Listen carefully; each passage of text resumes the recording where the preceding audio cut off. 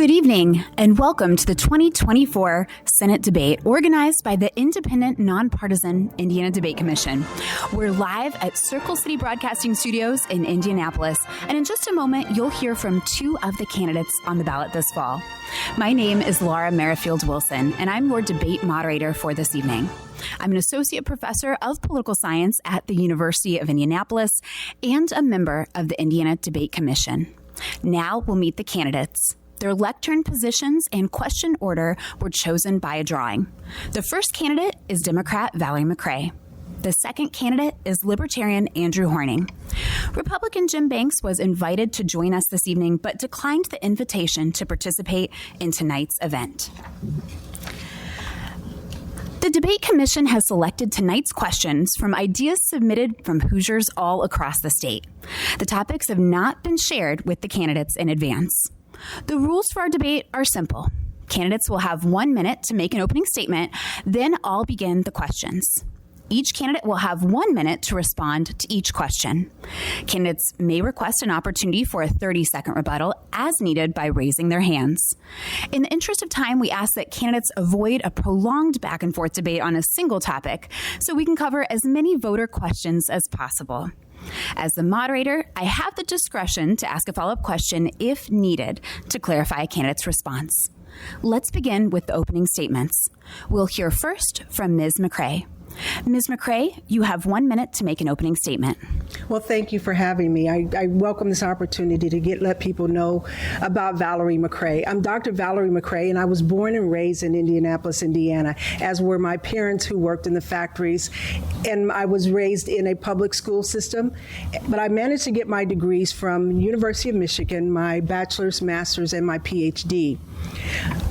With my son in tow, a little boy in tow, we managed to get those degrees done.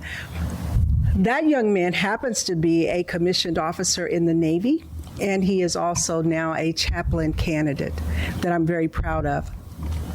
I've never taken the path of least resistance. My career has been working in prisons, working with men and women, young men and women who are victims of violence or sex trafficking. And I've also worked with the military doing PTSD and brain trauma evaluations. I look forward to being the next senator for Indiana, and thank you for this opportunity. Thank you. Next, we'll hear from Mr. Horning. You have 1 minute. A minute goes fast, doesn't it? It does. Yeah. Well, anyway, we're going to be debating a lot of issues, no doubt, tonight that we've been told are individual issues, but I'm going to suggest that they all have the same problem.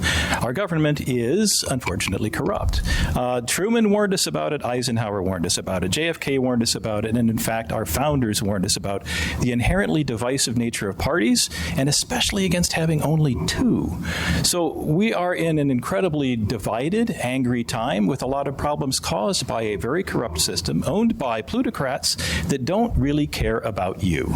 So I'd like to talk about me maybe a little bit later, but I think we need to get to the problems and the solutions very quickly, because I'm going to suggest that all of the problems are because of too much government, and we need to have a whole lot less. Thanks. Thank you, candidates. Now we go to the first question. Our first question tackles an issue that voters across the country, including here in Indiana, say is very important to them as they head to the polls, the issue of inflation. This question comes from Larry, a libertarian from Greenfield, who says the Inflation Reduction Act was supposed to help reduce inflation. However, Larry says, it is not working. If elected, what would you do to fight inflation? Our question to the candidates is this: is the Inflation Reduction Act working, and what other steps would you take to fight inflation? Ms. McRae, you have the opportunity to go first. Well, first, I'd like to challenge the writer, because inflation has gone down. And keep in mind that the Biden administration did a very good job of keeping inflation in check after what we went through with COVID. Here, inflation has went down from 9.2 to 2%.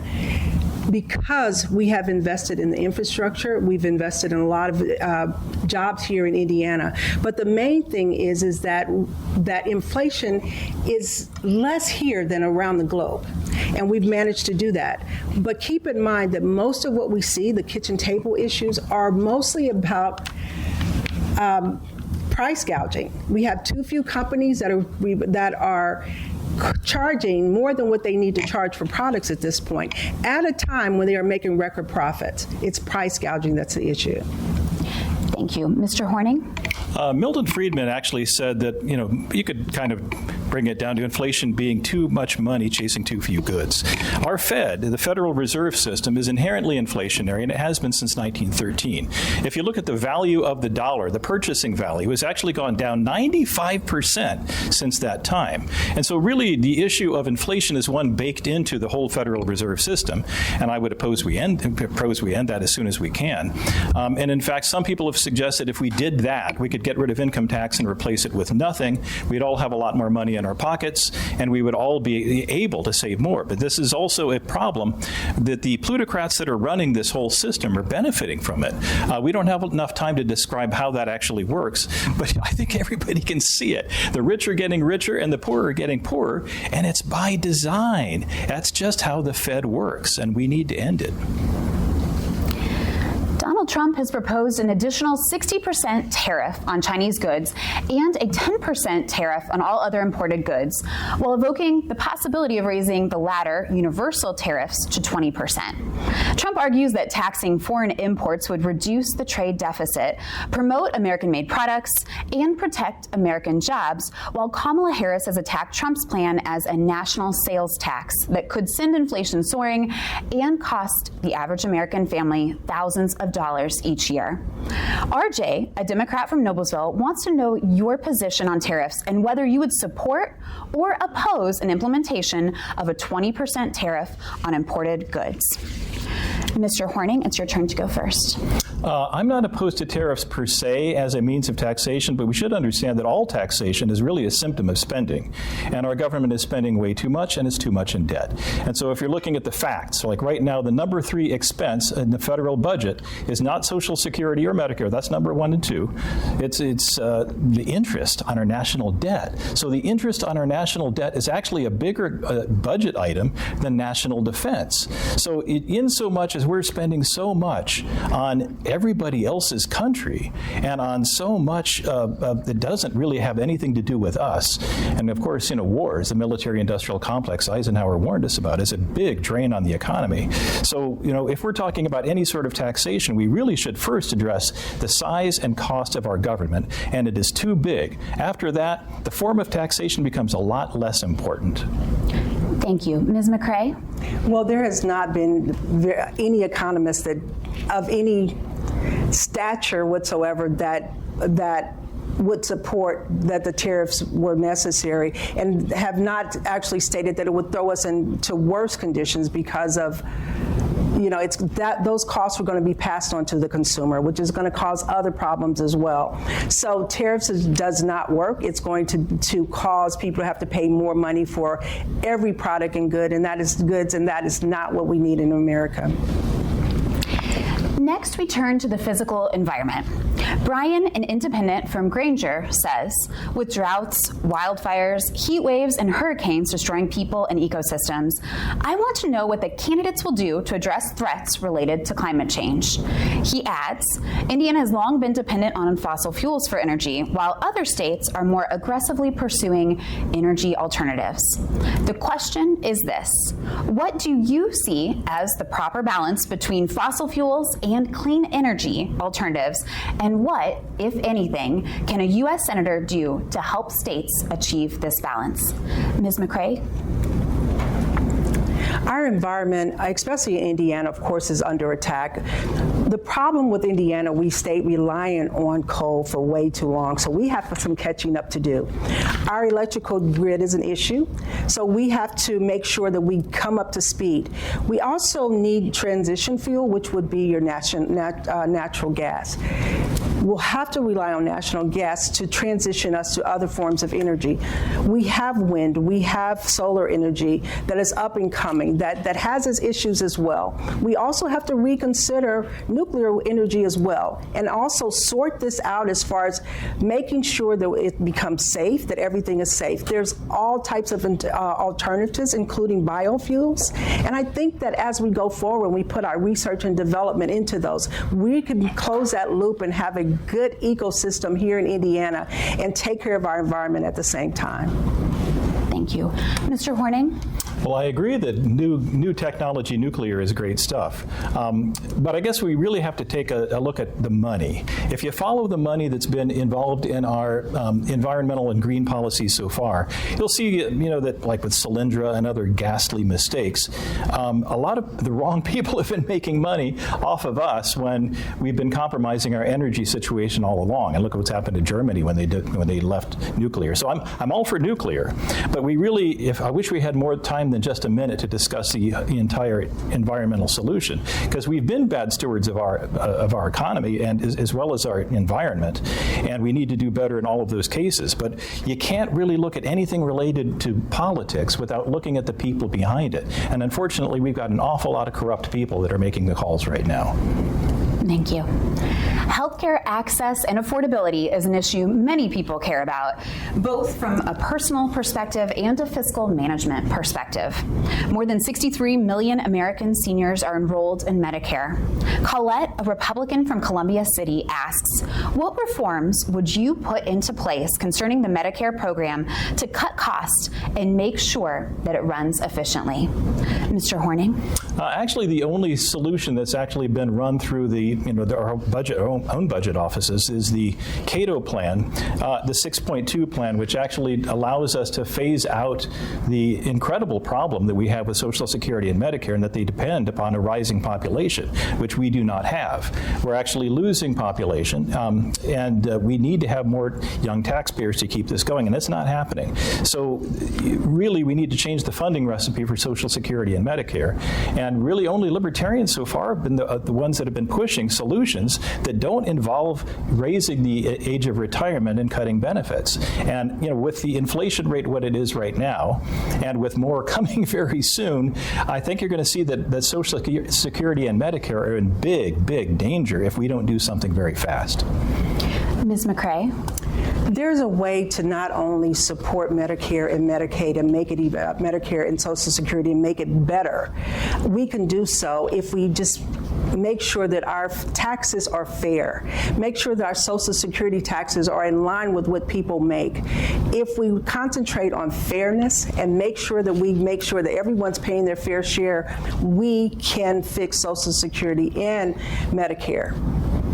I'd like to ask a 15-second follow-up for both candidates. Could you clarify how we'd be able to fully fund these programs? Mr. Horning, I'll let you go first. Well, no matter what we do, we have to cut spending in other regards. We're spending money on all kinds of stuff that we should not. And so our priorities have been wrong, and we need to reprioritize. But the 6.2 plan actually talks about phasing out the Social Security system for young people, allowing them to invest in private. Thank you. Sure. Thank you. Ms. McCray? Right now, we have a cap at $165,000, something like that, as far as what they pay into Social Security. If that goes up, as their income goes up, if it stays fair, we can solve a lot of the gaps, the issues with Social Security and Medicare. Just take off the cap. Another healthcare question comes to us from Alex, a Democrat from Fort Wayne. Alex asked, what will you do at a national level to ensure that Americans and Hoosiers' right to medical privacy stays between themselves and their doctors?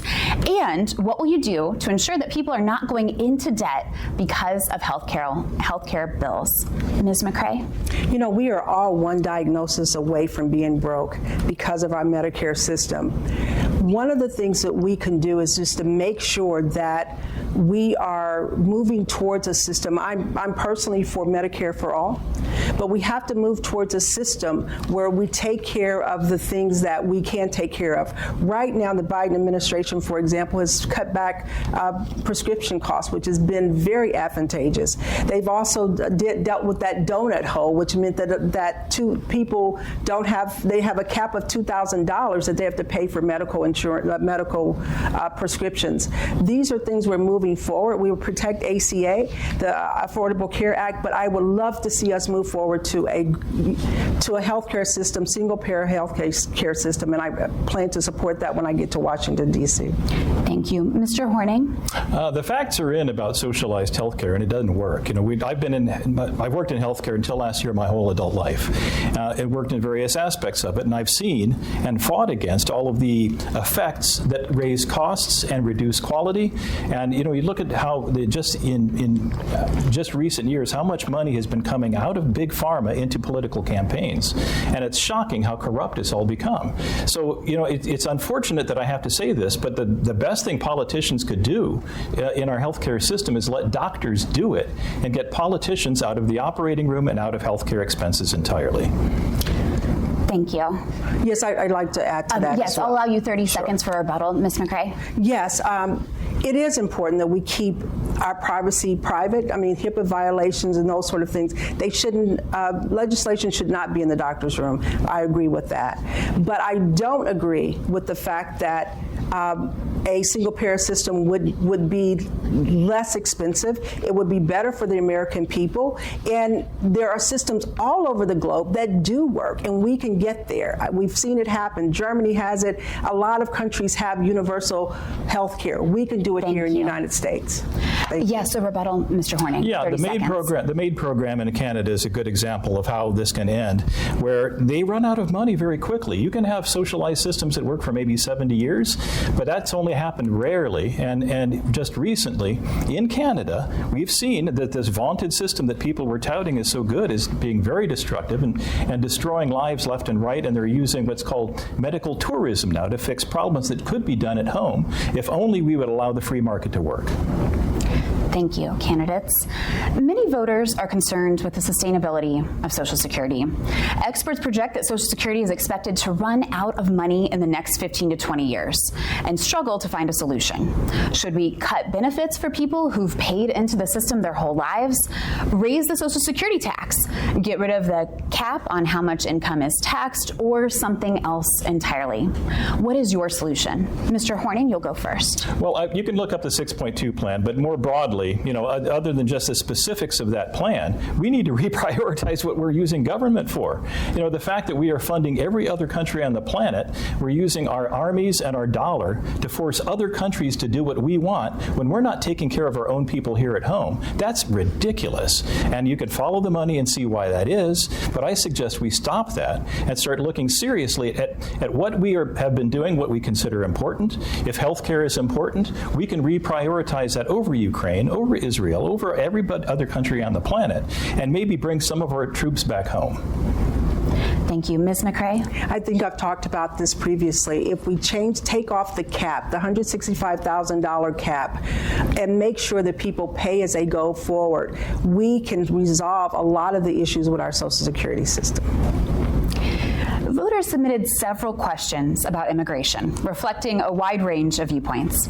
Brenda, an independent from Beech Grove, says, I'm a first-generation Latina U.S. citizen. I've worked very hard to get to the point where I am right now.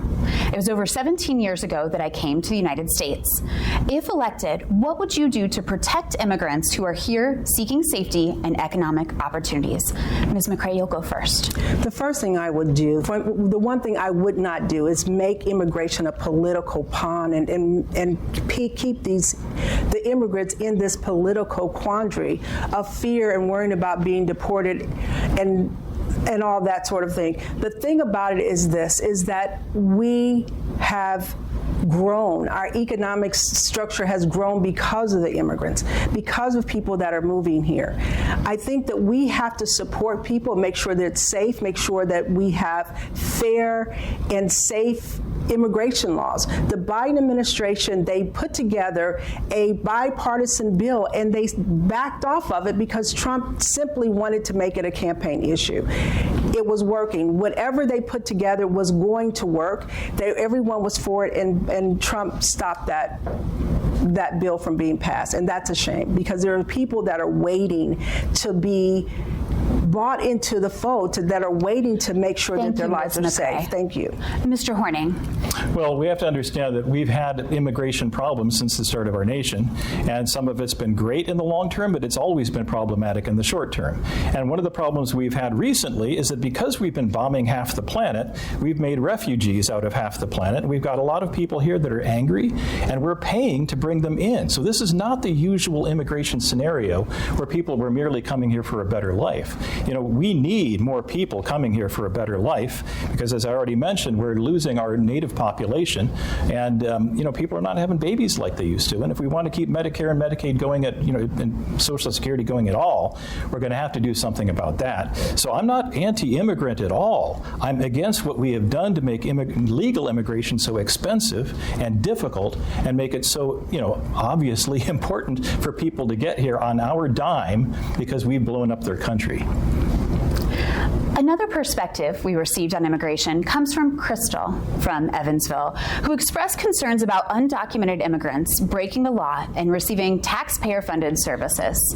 She says, how has the influx of illegal immigrants affected your community, and when did the citizens of Indiana choose to allow people to break our laws and receive taxpayer dollars for food, shelter, etc.? Candidates, how do you respond to citizens like Crystal who raise these concerns? Mr. Horning. Well, I'm glad this question was broken up into two, because really states have a lot more power over immigration than we've been told. The only federal authority really is to, you know, standardize naturalization, and they've done that. We just don't follow any of those rules. And so what, you know, every state has control of its borders. In fact, Indiana's Constitution specifies that it has all the powers of a sovereign state. So, you know, the fact that we have been allowing this from the state level is constitutional ignorance. The fact that we have allowed, you know, the invasion that some people call it across the southern borders is because they haven't read their own constitutions. So we have a lot more power at the state level than we've been led to believe, and it's a shame that we're not using that power. And the fact that, you know, we have so many criminals here that we've let go in a catch and release program, that's our fault as well. We should expect everybody obeys the law, and we should expect that, you know, we shouldn't be giving special deals for special people, especially criminals. Ms. McCray. I think that we can, when we keep having this conversation as if immigrants are criminals, we are vilifying people that are just trying to find a better life. And that's not fair. People want to stay in the countries they belong to, that they grew up in. But unfortunately, the circumstances where they live makes it emergent that they come to somewhere else to be safe. I understand that. That's where we are a country of immigrants.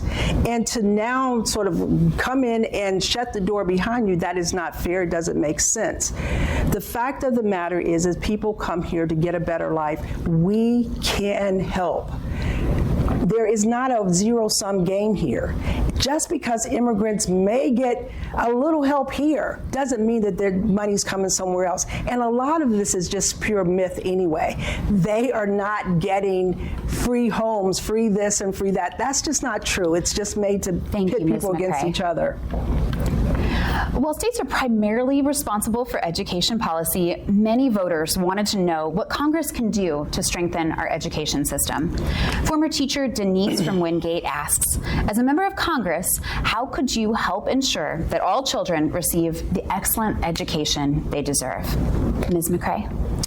Well, for one, the best thing that's ever happened to the United States is to provide free public education. It's the hallmark of the United States. We have to continue to invest in our students, continue to invest in our schools. We need to stop the voucher systems that's draining the public school systems, because public money needs to go for public schools. We need to make sure we invest in our teachers, support our teachers, and actually expand our public school systems. What's happening here in Indiana, there's a decrease in expectations, a decrease in funding for public schools at a time when we need to be funding them even more. And we also need to have pre-K and childcare as well, because the outcomes for kids that have pre-K is very, very positive. Thank you. Mr. Horning? Since 1980, the Republicans have been saying they were going to get rid of the Federal Department of Education, and they've not done it, even though you can see how it's been catastrophic for both costs and quality of our public schools. So first of all, from a federal level, it's simple. I would get rid of the Department of Education. Just talking about the states and the free, since we brought up state, that's where the free education is actually supposed to come from the state constitution. We've tied that to property tax, unfortunately, which means that poor people get poor schools, rich people get rich schools, and that's not how the Constitution is laid out in Indiana. So we're not doing the Constitution either from the federal perspective or the state perspective. And I would suggest that we look at the Constitutions, read the darn things. They're much shorter than a romance novel, and we can get better education for everybody at a much lower cost. Thank you. Well, the state of the U.S. economy and other domestic issues are generally front of mind for most Americans, including Hoosiers. Many voters have expressed concerns about foreign conflicts, relations, and policy this year. The U.S. Senate has a significant influence over foreign policy, including the power to regulate commerce with foreign nations, declare war, regulate armed forces, and approve treaties and diplomatic appointments.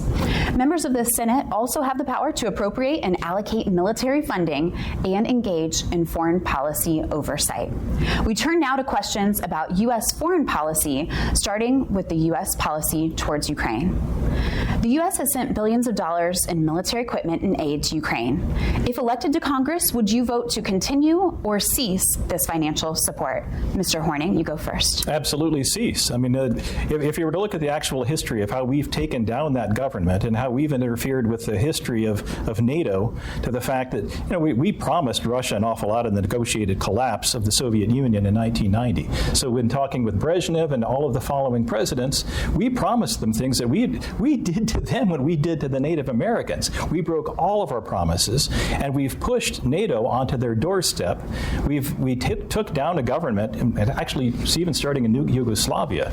We have done nothing but cause problems everywhere we've looked since we said that Spain sunk the Maine, and they didn't do that either. So if you're looking to see what we should do, it's peace, commerce, and honest friendship with all nations, entangling alliances with none. Thank you. Ms. McCrae? I'm all for supporting Ukraine and whatever it takes to push back Russia's encroachment into Ukraine. That's what we have to do, because there is an effect of a tumbling effect, a domino effect, if we don't keep Russia at bay in the Ukraine. I'm also all for supporting continued support of Ukraine. Thank you. Mr. Horning, you can have 30 seconds for rebuttal. Yeah, as far as the domino effect, we have forced Russia and China to be friends again, when that was always, post-war, one of our biggest fears. So the BRICS alliance is formed precisely because we've been using our dollar and our armies to fight everybody on the planet. We've got our armies in half the nations of the world pointed at the other half, and we're using sanctions and every other money means to destroy lives the planet over. That's one of the problems with immigration, too. We turn next to the ongoing war between Israel and Hamas. A majority of Americans say that they support Israel's right to defend itself, while also expressing deep concerns about the high casualty rate and the human suffering taking place in Gaza. What steps should the U.S. do to take in resolving this conflict, and is resolution possible? Ms. McCrae? Well, first of all, as a psychologist that does PTSD evaluations, there are going to be no winners in this war. I'm all for ceasefire, making sure that the killing stops on both sides. The situation in Gaza, the situation in Palestine, Israel, it has to stop. We need to start the healing process. That's the bottom line. I do think it can be resolved, but the sooner we stop fighting, the sooner they stop bombing, the sooner we get to just a safe zone, the sooner we can start the healing process, and it will take a while. But I know for a fact that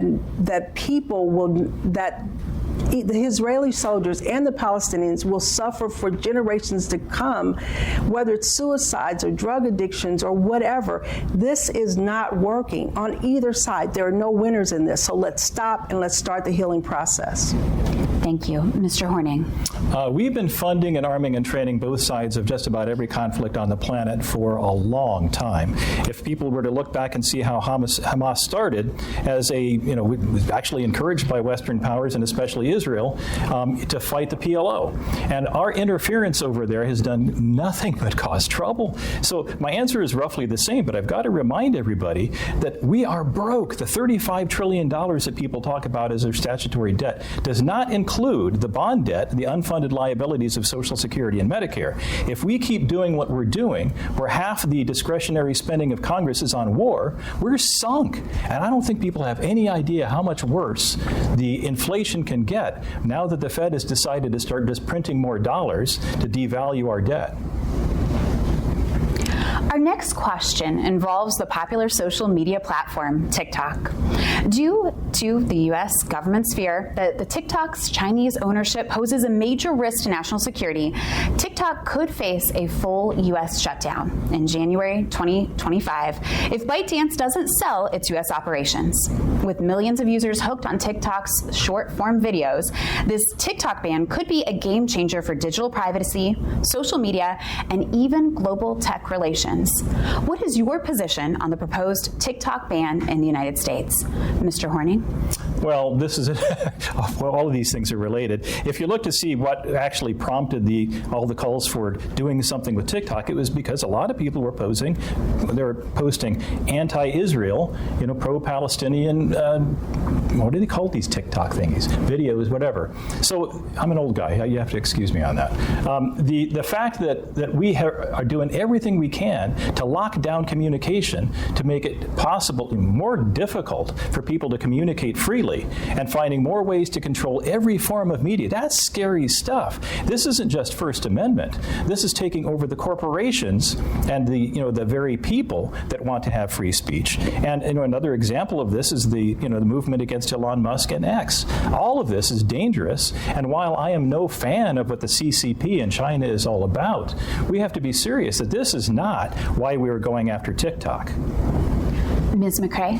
I actually enjoy TikTok. I'm on TikTok a lot, more than I probably should be. But I've also learned a lot of history. I've learned a lot of things that were hidden in America's history. I don't want that shut down. But there are some issues with safety and privacy, and there's information being sold. But I think that goes for a lot of the different social media platforms as well. I think we need to get a handle on that particular subject anyway, how our information is being sold around the world. And that's a bigger issue that we need to get to. But as far as TikTok, I think people enjoy it. I don't see a reason why we should stop it. It can be a great learning tool, but we have to use it effectively. In addition to national security concerns, some members of Congress are concerned about economic competition with China. Senator Todd Young co-sponsored the CHIPS and Science Act to bolster the number of semiconductor chips manufactured in the United States. He argued that to outcompete our rivals like China, we must invest in generation technology like synthetic biology, artificial intelligence, and quantum computing. The CHIPS and Science Act makes significant investments in these technologies with the goal of spurring American innovation, growing the economy, and bolstering national security. And a politically unaffiliated engineer from Indianapolis wants to know whether you would support the CHIPS and Science Act and what additional steps you would take to ensure the growth and competitiveness of U.S. technology industries, including those here in Indiana. Ms. McCrae?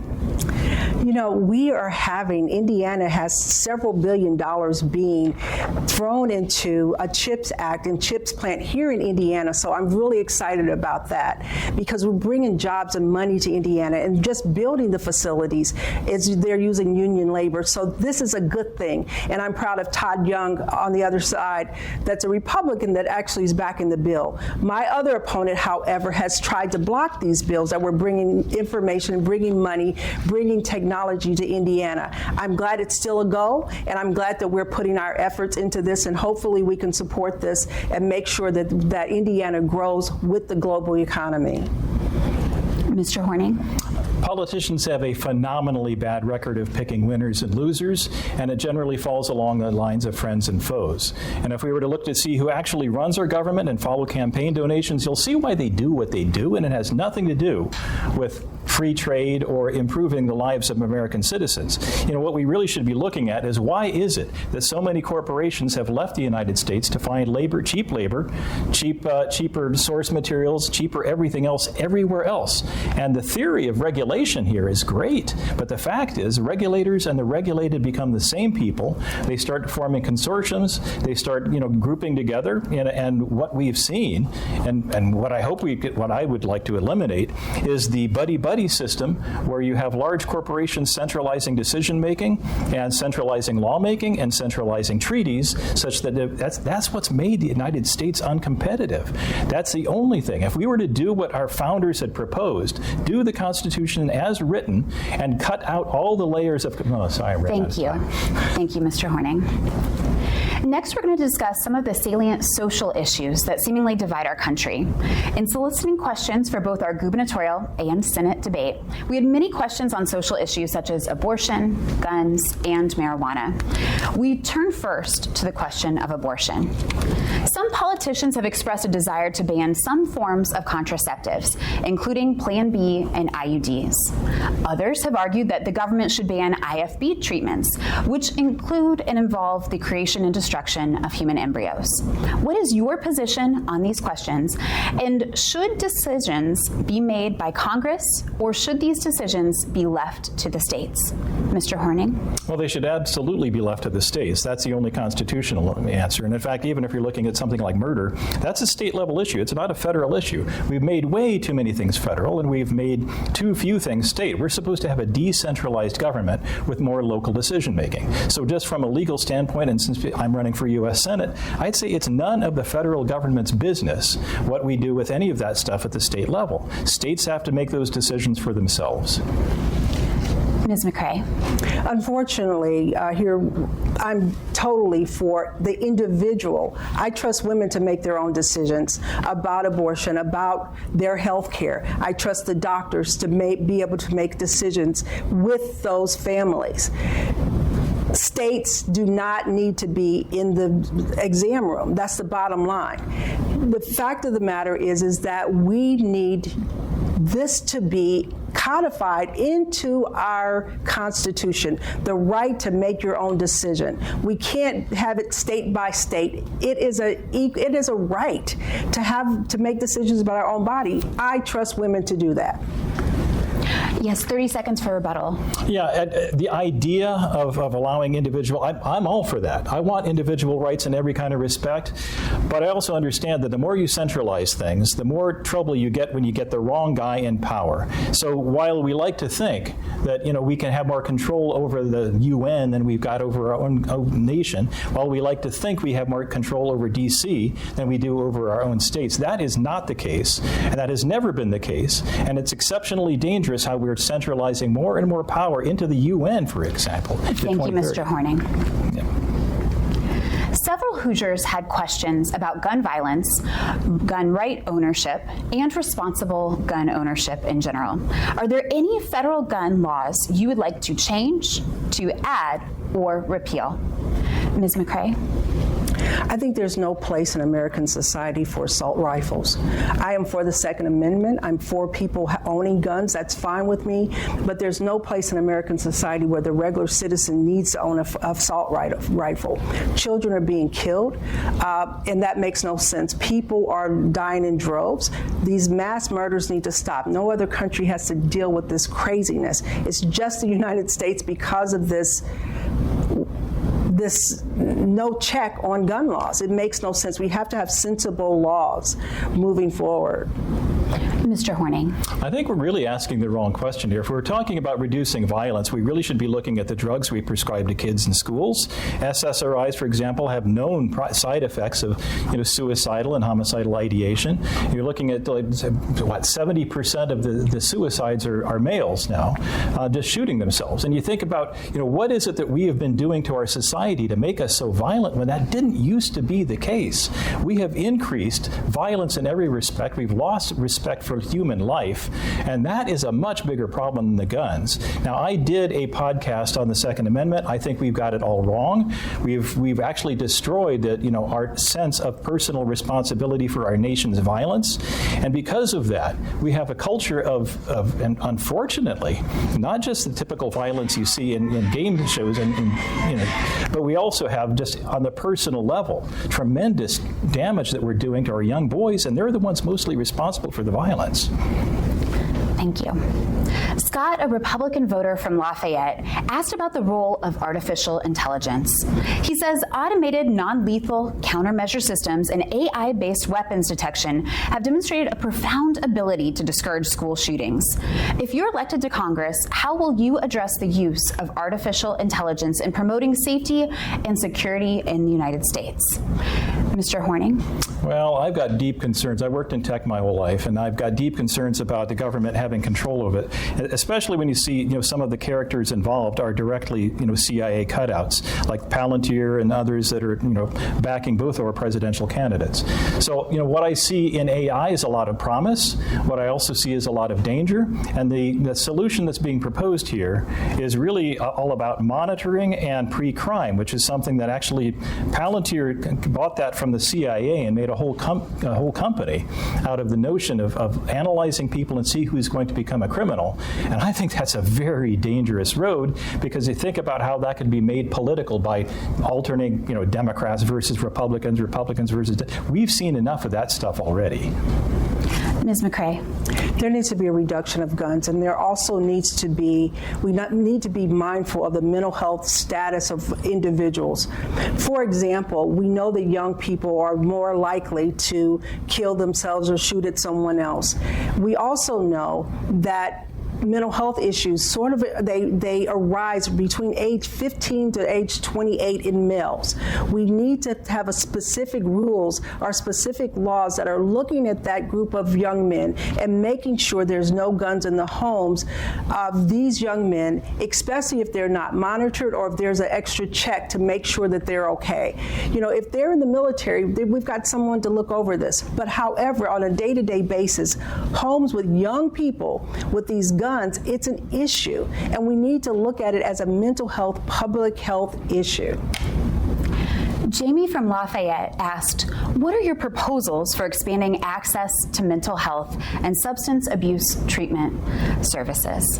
Ms. McCrae? For those of you that know me, you will know that I got into politics because of the lack of mental health supports. I wanted to make mental health a priority in Washington, D.C. And when I first started, mental health was a taboo to even talk about, and I'm very excited about the fact that now everyone is talking about it. It's a question that's everywhere we go. Now we need more people trained to actually deliver the services. We need broadband in the rural areas so that they can do telehealth, for example. There's ways that we can support everyone all over the state, but we need broadband and we need more therapists out there.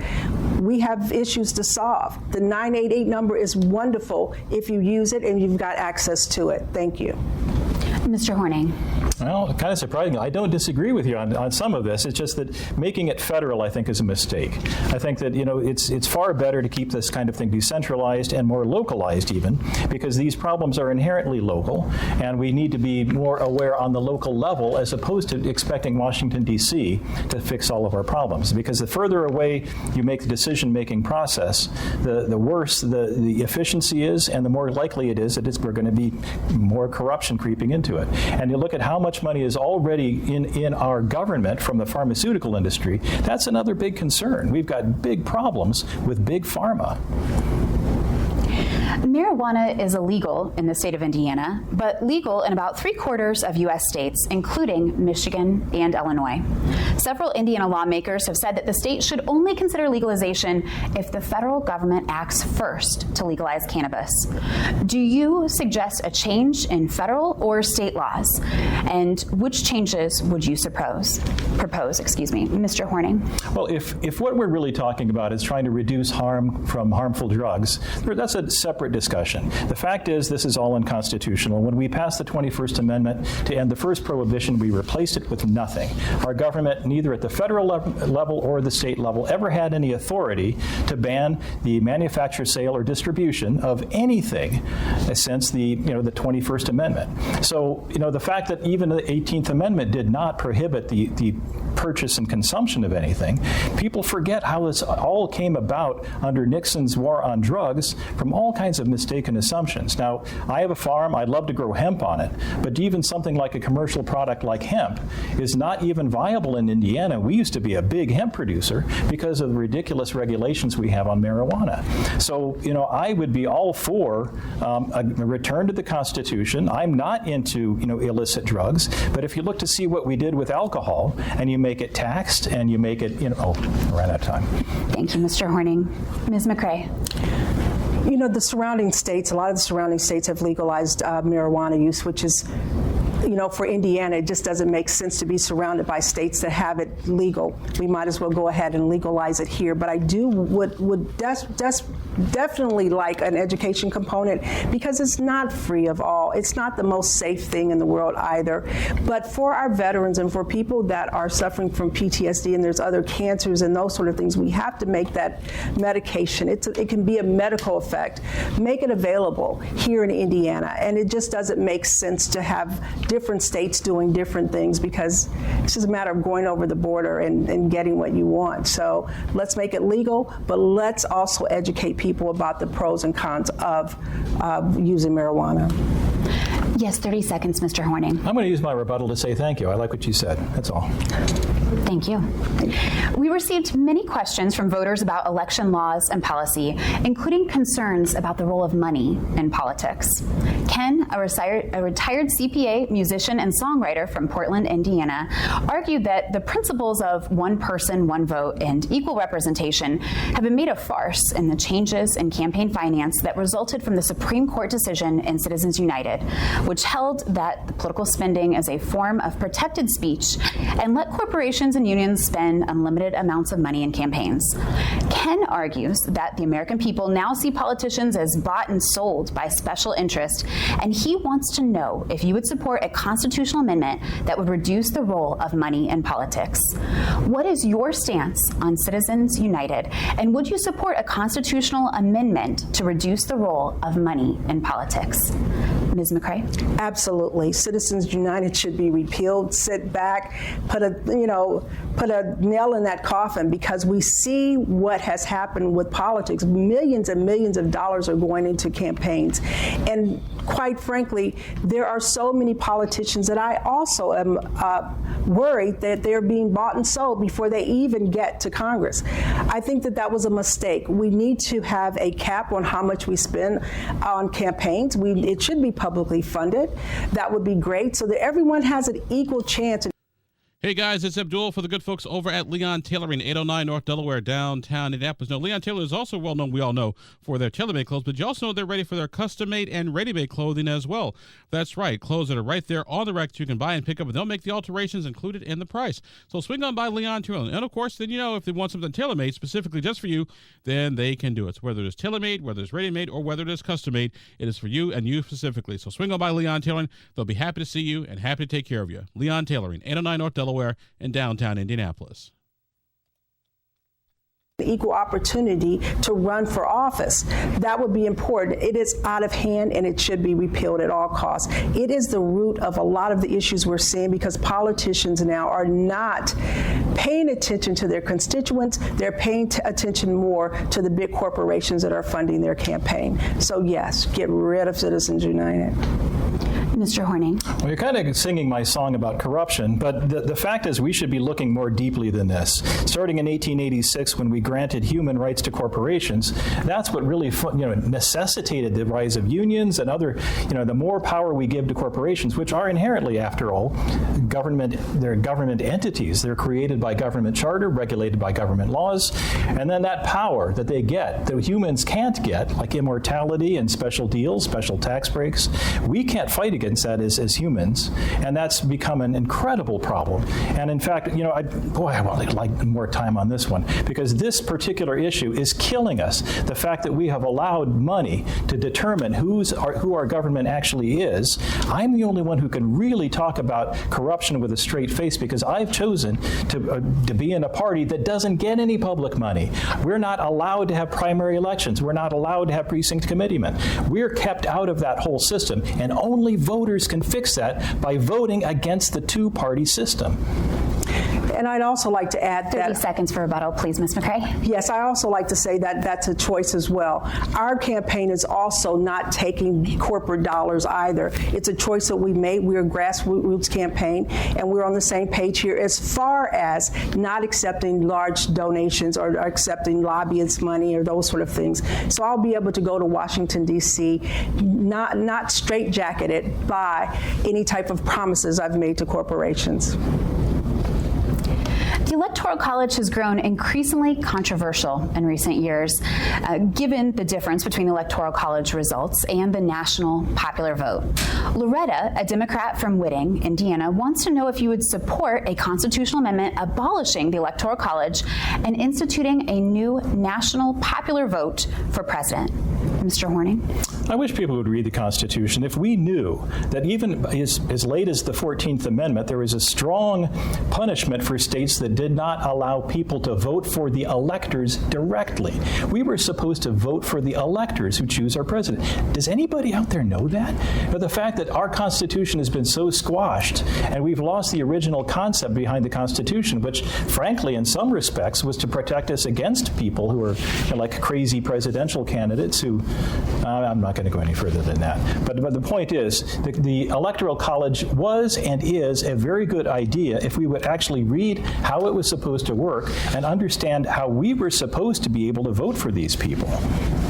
Ms. McCray. The Electoral College has its positives, and of course it has its negatives. One of the things that we could do, and that's not written in our Constitution, is that we could get rid of the delegates win and take all the delegates. Not all states have this. So this winner takes all of the delegates for those states. That's something we can resolve.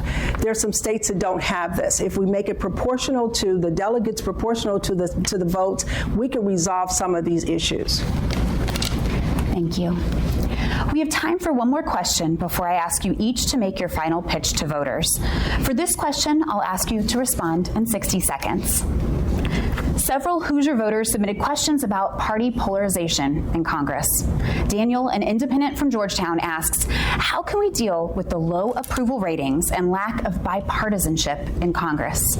While Jamie wanted to know if you can provide an example of a policy issue where you believe there's the potential for bipartisan, tripartisan agreement, and how would you work to achieve consensus and a solution? Ms. McCray, we'll hear first from you. I think that one policy issue that we can find agreement on, or we should find agreement on, is in our school systems, making sure that it stays a public system, making sure that we support it. That's something we should, as Americans, agree on. We should also be able to agree on raising the minimum wage, because right now you cannot live on $7.25 a day, an hour, I'm sorry. So we can agree on that. As a nation, we know how much it costs to live, and we should raise the minimum wage to address that. And that should be definitely bipartisan. Mr. Horning.